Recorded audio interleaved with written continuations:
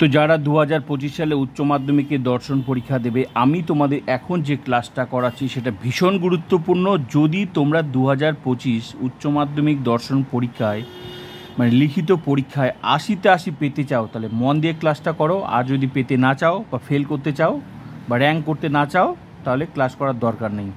আর আমার এই চ্যানেলটা কী চ্যানেল, ক্লাসটা করো তাহলেই তোমরা বুঝতে পারবে।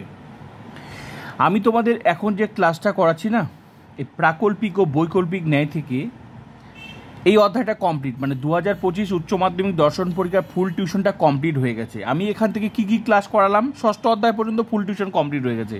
এখান থেকে কোনো লজিক আসবে না, মানে 8 মার্কের লজিক আসবে না। এমসিকিউ আসবে 2টা, এসিকিউ আসবে 2, টোটাল 4টা। তারপর কি ক্লাস করেছি, লজিক ক্লাস, এগুলো লিখে দিয়েছি। এই লজিক ক্লাসটা করলে এমসিকিউ আর এসিকিউ লিখে দিয়েছি না, 1 সেকেন্ড লাগবে না এই ক্লাসটা করতে। আর যেভাবে শিখিয়েছি না, এর বাইরে একটা প্রশ্ন আসবে না।